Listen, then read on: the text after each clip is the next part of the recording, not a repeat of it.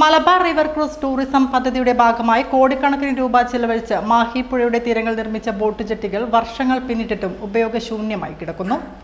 സഞ്ചാരികളെയും boat സർവീസുകളെയും കാത്ത് നിശബ്ദമായി നിൽക്കുന്ന 8 ബോട്ട് ജെട്ടികളാണ് പദ്ധതിയുടെ ആസൂത്രണ പാളിച്ചയുടെ നേർസാക്ഷ്യമായി മാറിയിരിക്കുന്നത്.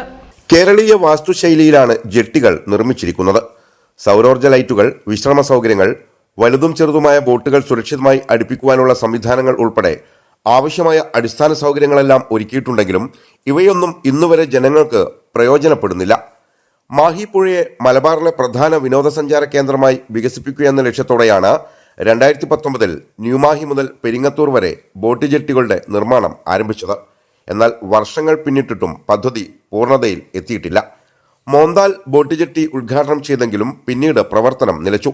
അതേസമയം നിർമ്മാണം പൂർത്തിയായ പെരിങ്ങത്തൂർ, കരിയാട്, കിടഞ്ഞി ജെട്ടികൾ ഉദ്ഘാടനം കാത്തുകിടക്കുകയാണ്. ന്യൂമാഹിയിലും മോന്താലിലും സ്വകാര്യ ബോട്ട് സർവീസ് ആരംഭിച്ചിരുന്നുവെങ്കിലും അധികനാൾ നീണ്ടുനിന്നില്ല. മതിയായ ആസൂത്രണവും തുടർ നടപടികളും ഇല്ലാതിരുന്നതാണ് പദ്ധതിക്ക് തിരിച്ചടിയായതെന്നാണ് പ്രാദേശികമായുള്ള വിലയിരുത്തൽ. അടിസ്ഥാന സൗകര്യങ്ങൾ ഒരുക്കിയിട്ടും സ്ഥിരമായ ബോട്ട് സർവീസുകളോ വിനോദസഞ്ചാര പ്രവർത്തനങ്ങളോ ആരംഭിക്കുവാൻ ബന്ധപ്പെട്ട വകുപ്പുകൾക്ക് ഇതുവരെ കഴിഞ്ഞിട്ടില്ല.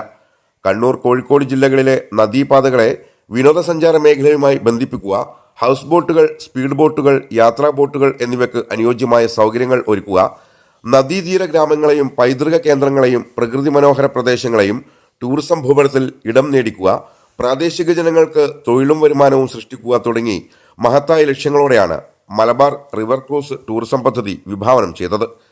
എന്നാൽ കോടികൾ ചെലവഴിച്ച് നിർമ്മിച്ച ജെട്ടികൾ ഉപയോഗിക്കപ്പെടാതെ കിടക്കുകയും വിനോദസഞ്ചാര സാധ്യതകൾ പ്രയോജനപ്പെടുത്താനാകാതെ പോവുകയും ചെയ്യുന്ന സാഹചര്യത്തിൽ പദ്ധതി എത്രയും വേഗം പുനരുജ്ജീവിപ്പിക്കണമെന്ന് നാട്ടുകാരും ടൂറിസം മേഖലയിലെ പ്രവർത്തകരും ആവശ്യപ്പെടുന്നു.